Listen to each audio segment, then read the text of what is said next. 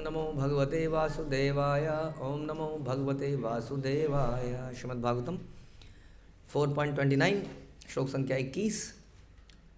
नारद मुनि समझाते हुए प्राचीन बरही को, संवत्सर चंडवेगः कालो येनोपलक्षितः तस्या हानि गंधर्व गंधर्व्यो रात्रयः स्मृतः हरन्त्यायु परिक्रांता षष्टुयत्तर शतत्रयम्। अब हम पहुंच गए, रिकैप चल रहा ना सारा कहानी का, तो रिकैप में हम चंडवेग पे पहुंच गए, काफ़ी आगे आ गए अब। चंडवेग आया था, याद है कि नहीं? चंडवेग आया था। तो जिसे चंडवेग अर्थात शक्तिशाली काल कहा गया। चंडवेग कौन है? काल है। काल मतलब क्या होता है? काल, काला। काल मतलब क्या होता है? नहीं, मृत्यु नहीं होता। काल मतलब समय। समय प्रभु, समय मतलब समय, टाइम। टाइम में पावर होती है? कैसे? टाइम में क्या पावर होती है? घड़ी में कोई पावर है? घड़ी में क्या पावर है? तो जितने साल के आप हो गए वो साल गए, आपकी ज़िंदगी से चुरा लिए गए। कुछ कर सकते हो? लड़ सकते हो किसी से? हाँ, किसी सड़क में किसी से लड़ सकते हो? हाँ, क्यों लड़ नहीं सकते सड़क में? वाह, सड़क में किसी से लड़ सकते हैं कि नहीं? अरे लड़ तो सकते ही हैं। हाँ, वो कोई पत्थर मारेगा, आप 10 मारोगे, चलो नहीं लगेगा, मार तो सकते हैं। कोशिश तो कर सकते हैं। काल से कैसे लड़ें, ये क्वेश्चन आया था। कैसे लड़े इस काल से जो हमें मारा जा रहा है? हाँ, इसलिए बता रहे, जिसे चंडवेग अर्थात शक्तिशाली काल कहा गया, वह दिन तथा रात से बना है। अजीबोगरीब दुश्मन है, जिंदगी खाया जा रहा है और हम उसे लड़ भी नहीं सकते। जिनके नाम गंधर्व और गंधर्वी हैं, शरीर की आयु दिन तथा रात के बीतने से क्रमशः घटती है, जिनकी संख्या 360 है, 360 दिन। तो इस प्रकार व्यक्ति की आयु कम होती है। काल कन्या आ गई है। काल कन्या जरा साक्षात लोकस्था नाभिदंदति स्वसारम जगृहे मृत्यु क्षाया यवनेश्वर। जिसे काल कन्या कहा गया है उसे वृद्धावस्था जरा समझना चाहिए। काल कन्या क्या है जी? वृद्धावस्था, बूढ़ा, बुढ़ापा, वो काल कन्या है। कोई भी वृद्धावस्था स्वीकार करना नहीं चाहता, लेकिन फिर भी आती। किंतु यवनराज जो साक्षात मृत्यु है, जरा जो कि उनकी बहन है, को अपनी बहन के रूप में स्वीकार कर लेते हैं। जैसे हिरण्यकशिपु की बहन कौन थी? शूर्पणखा थी, होलिका। जैसे रावण की बहन कौन थी? शूर्पणखा। बहनों में कुछ प्रॉब्लम है। वैसे ही यवनराज की बहन जरा। तो कह रहे कोई स्वीकार तो नहीं करना चाहता, लेकिन घुस ही जाते हैं। शरीर के भीतर बंदी जीव काल कन्या अर्थात वृद्धावस्था को मृत्यु के तुरंत पहले स्वीकार करता है। यमनराज मृत्यु अर्थात यमराज का प्रतीक है। तो बुढ़ापा, अगर आप बोलो कि जी हम तो बूढ़े नहीं हैं, और हु नोज़ कि हम बूढ़े होंगे कि नहीं, मतलब कौन, हाँ तो आप बूढ़े होंगे, हम तो बूढ़े नहीं, हम तो जवानी हैं। तो ऐसा कहते हैं हमारे आचार्य लोग कि बुढ़ापा मतलब होता है रिमेनिंग आयु, और किसी को भी ये नहीं पता है कि उसकी रिमेनिंग आयु कितनी है ना। तो कौन कितना बूढ़ा है कोई भी नहीं जानता, तो क्योंकि बुढ़ापे से पहले उसको हम स्वीकार करते हैं, है ना। क्योंकि जब मृत्यु आती है उससे पहले वो शरीर को बिल्कुल ख़त्म सा कर देती है, कोई ना कोई बीमारी लगती है, कुछ होता है, तो शरीर बेकार हो जाता है। यमराज मृत्यु का प्रतीक है। यमराज के पास जाने से पूर्व जीवात्मा जरा को प्राप्त करती है ना, वृद्धावस्था को, और बीमारियों को प्राप्त करती है, व्याधि। और अपवित्र कार्यों के फलस्वरूप मनुष्य यमराज तथा उसकी बहन के वश में आ जाता है। जो लोग कृष्ण भक्ति करते हैं, नारद मुनि द्वारा बताई गई भक्ति में लगे रहते हैं, वो यमराज और उसकी बहन से डरते नहीं हैं। बुढ़ापे से भक्त लोग डरते नहीं। आम आदमी बुढ़ापे से बहुत डरता है। कैसे कह सकते हैं वो डरता है, बताइए? हाँ, क्योंकि वो सफ़ेद बालों को छुपाता है। हाँ, डरता है वो। एक बाल, हाँ, एंटी एजिंग, इसका मतलब एजिंग प्रोसेस से डर रहा है, कुछ ना कुछ ऐसा कर रहा है कि वो बूढ़ा ना लगे। बड़े खुश होते हैं लोग, देखो जी हम 60 साल के हैं, लगते हैं नहीं जवान लगते हो, लेकिन बूढ़ा तो हो ही रहा है इंटरनली, राइट। लेकिन आदमी डरता है, तभी तो ऐसे छुपाने का प्रयास करता है। भक्त लोग वो डरते ही नहीं उस प्रोसेस से। क्यों नहीं डरते? भक्त लोग डरते क्यों नहीं है? उन्हें पहले तो ये पता है कि जीवात्मा का अंत तो होता ही नहीं है, और जितना वो समय आ रहा है पास उतना भगवान निकट आ रहे हैं। जरूरी नहीं है अगले जन्म में मिले, जिस भी जन्म में मिले निकट तो आ रहे हैं डेफिनेटली। जो भक्ति कर रहा है वो एक दिन अवश्य ही भगवान के पास जाएगा। नहीं फिर क्षिप्रम भवति धर्मात्मा शाश्वत शांति मिलेगा ना। क्षिप्रम है, और क्षिप्रम 100-200 साल भी हो सकता है, ये भी जल्दी है, करोड़ों अरबों सालों में इज नथिंग। बताइए करोड़ों अरबों सालों में 100-200 साल ज़्यादा है, तो मिलने ही वाला है। तो whatever age is going it is good. वो प्रसन्न आत्मा है, इसलिए वो डरता नहीं है, ऐसा बता रहे हैं।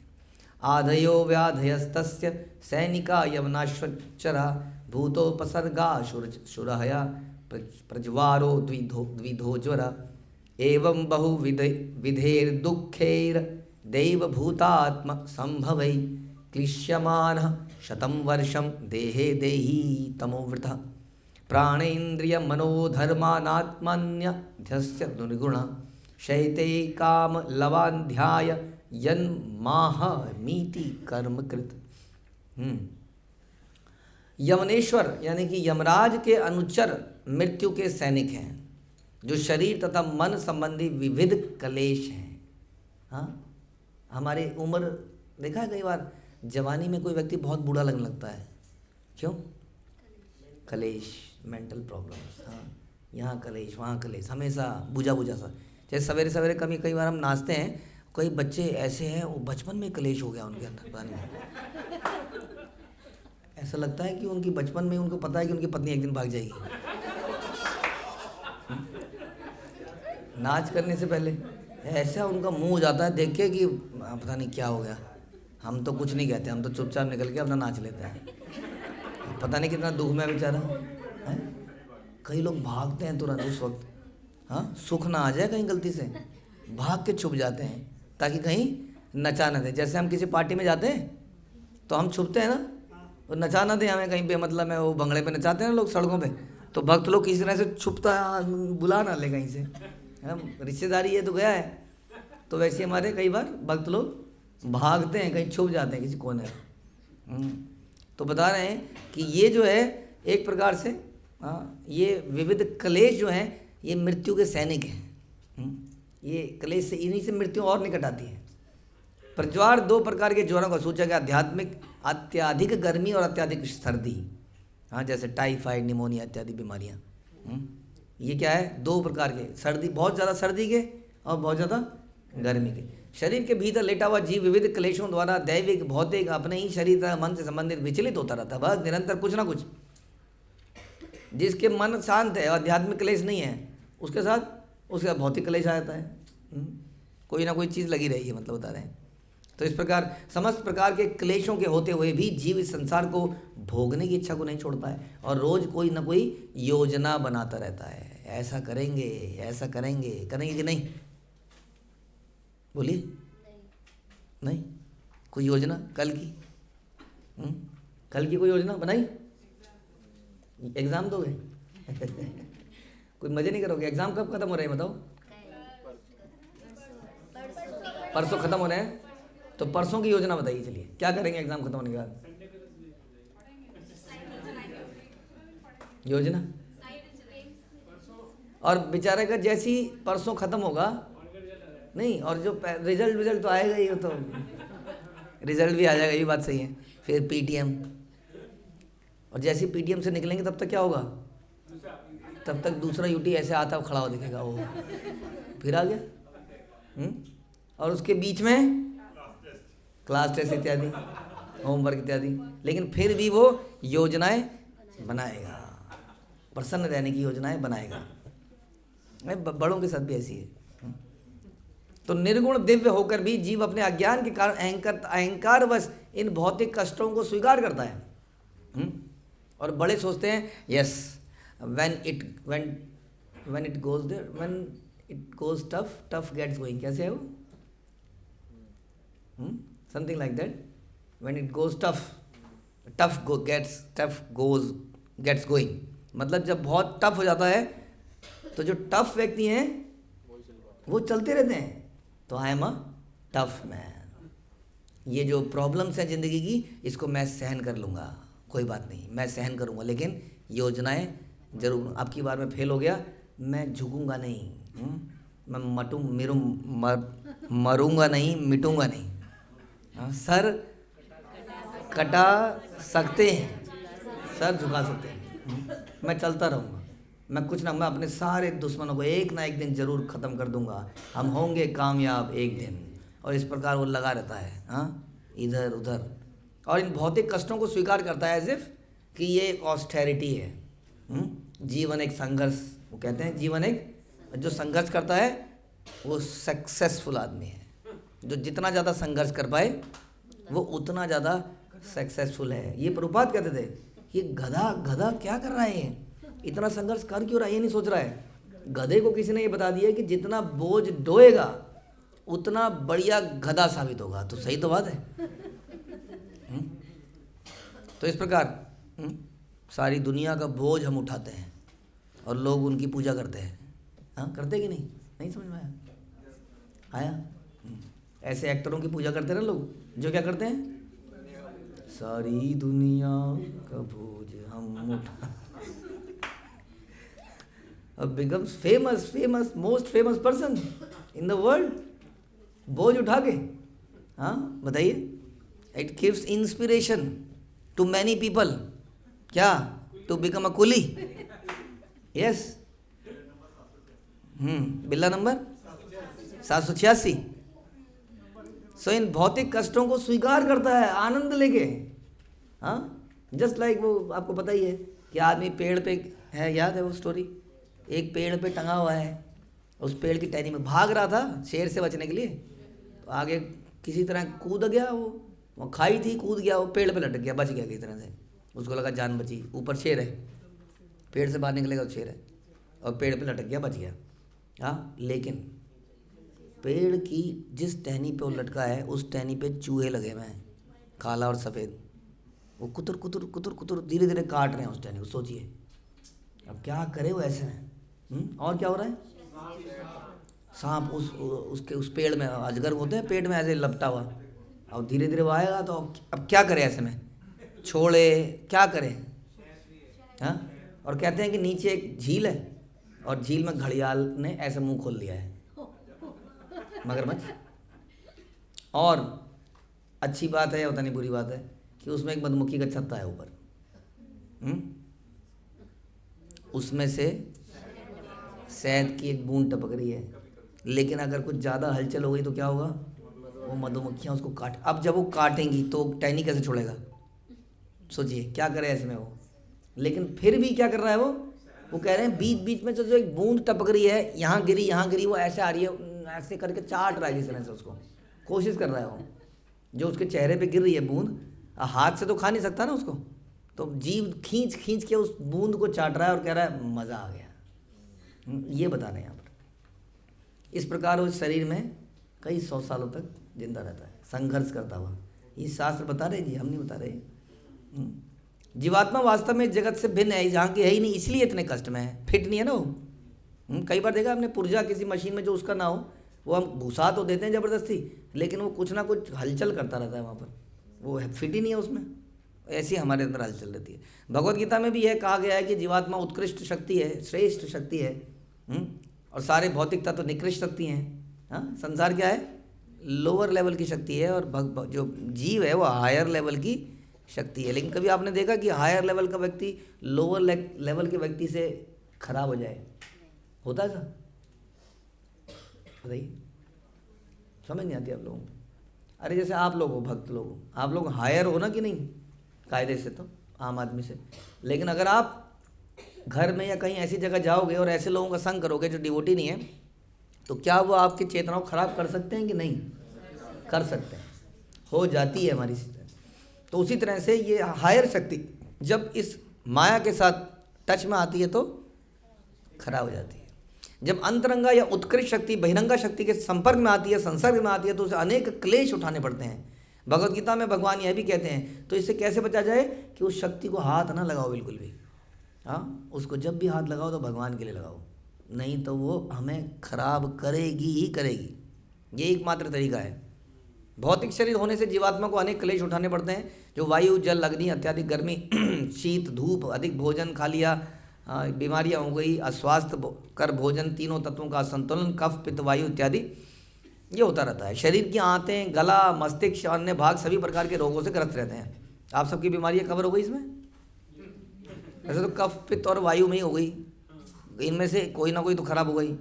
जो इतने शक्तिशाली हैं कि जीव को अत्यधिक कष्ट पहुंचाते हैं, किंतु जीवात्मा इन सारे भौतिक तत्वों से भिन्न है। अरे फिर क्यों हम परेशान हैं? फिर भी हम परेशान हैं। हमें टाइफाइड नहीं हो सकता है, हमें बीमारी नहीं हो सकती है, लेकिन फिर भी हो रही है। इस श्लोक में वर्णित 2 प्रकार के ज्वर आज भी आज की भाषा में निमोनिया और टाइफाइड है। प्रभुपाद कह रहे हैं अत्यधिक गर्मी और अत्यधिक सर्दी। जब शरीर अत्यधिक ज्वर से ग्रस्त होता है तो टाइफाइड तथा निमोनिया, जिसे प्रज्वार कहा जाता है। अन्य जीव भी अनेक प्रकार के क्लेशों से जनक हैं, जैसे राजा कर भी लेता है, टैक्स देना, चोर उचक्के का आना, उचक्के, ठग, गुंडे, बदमाश, ये भी एक अलग बीमारी है, प्रॉब्लम है। उसके बाद भी है महामारी, लाइक कोरोना, युद्ध, भूकंप इत्यादि। देवता भी हमारे साथ उस प्रकार का करते हैं। इस प्रकार से इस संसार के मूलभूत कष्ट को जानते हुए प्रयास यही होना चाहिए कि किसी तरह से यहाँ से निकल जाएं। जो इस संसार को ठीक करने का प्रयास करता है, चलो मैनेज कर लेते हैं ठीक से चीज़ों को, और उसी में लगा रहता है, वो बेवकूफ़ व्यक्ति है, क्योंकि ठीक कर ही नहीं सकता वो। क्यों? क्योंकि भगवान की प्लानिंग से वो कभी ठीक हो ही नहीं सकता। तो हमारी प्लानिंग कैसे वो भगवान की प्लानिंग के आगे आ जाएगी? बताइए जी। कभी आपका घर ऐसा होगा जो बिल्कुल बढ़िया होगा, सारे कपड़े अलमारी के अंदर होंगे, टॉवल अपनी जगह पे होगा, हुआ ऐसा? जुराब अपनी जगह पे होगी, हुआ? नहीं। खाने के बर्तन लोग अपनी अपनी जगह पे रख देंगे, हुआ ऐसा? फिर कपड़े आपको टाइम पर मिल जाएंगे जब आप नहा के आओगे, हुआ? नहीं हुआ। आपके पसंद का खाना बन ही जाएगा, सब्जी आ जाएगी, मसाले रहेंगे, कितनी क्या क्या बताएं। ऑफिस में सब कुछ ठीक चलता रहेगा, हो नहीं सकता है। आप कितनी भी प्लानिंग कर लें, इसलिए नॉर्मल प्लानिंग करिए, और ज़िंदगी में कहीं और की प्लानिंग करिए। यहाँ से निकलने की प्लानिंग हमें करनी चाहिए। वास्तव में जीव इस शरीर में तनिक भी सुखी नहीं है। शरीर के कारण ही उसे भूख प्यास लगती है। यहाँ से निकलने की तैयारी का मतलब ये नहीं हम यहाँ सब काम छोड़ के कहीं निकलने की तैयारी करने लगते हैं। कहाँ निकलेंगे पता नहीं, ऐसे नहीं निकल पाएंगे। निकलने की तैयारी मतलब भगवान के लिए कर्म करेंगे तो यहाँ से निकल जाएंगे, अपने लिए करेंगे तो नहीं निकल पाएंगे। शरीर के कारण ही उसे भूख प्यास लगती है और इत्यादि इतनी सारी प्रॉब्लम्स होती हैं। लेकिन फिर भी क्या करें, सब लोग यही बोलते हैं, क्या कितनी सैलरी है तुम्हारी, कितने नंबर आए, हाँ जी, एकेडमिक कैसे चल रहा है। हाँ, फोकस सबका यही है कि कैसे वो इस संसार में बढ़िया से रह लें, विच इज़ नॉट पॉसिबल। उनसे पूछे जरा, पापा जी, मम्मी जी, आप सुखी रहे, आपके कितने नंबर आए थे, आप सही रहे? कई बार ऐसा होता है नहीं? इतना बड़े बड़े लोग आत्महत्या कर लेते हैं, बताइए, दुखी रहते हैं, सब कुछ किया उन्होंने जीवन में, कह रहे हैं हमने थे ना जब हमने इतनी पढ़ाई करी थी, तुम तो क्या ही करते हो, हमने तो ऐसा ऐसा किया, मतलब फिर भी आप दुखी रहे पूरे जीवन। तो ये सब सोचने की बातें हैं। यदि वह केवल इंद्रिय तुष्टि के कार्यों से अपने को विलग कर ले, बस इतना कर ले, जो हम छोड़ने की बात कर रहे हैं वो ये कह रहे हैं, don't try to enjoy, this place is not for enjoyment, और अपनी इंद्रियों को भगवान की सेवा में लगा दे तो संसार की सारी समस्याएं अपने आप घट जाएंगी, बता रहे हैं। और कृष्ण भक्ति में प्रगति के फलस्वरूप वह सभी क्लेशों से मुक्त हो जाएगा। इसका लाइव एग्जाम्पल है, कोरोना में सब भक्तों के चेहरे एकदम बढ़िया थे, मज़ा और आ रहा था। कई सारे श्लोक याद कर लिए हमने उस चक्कर में उस दौरान।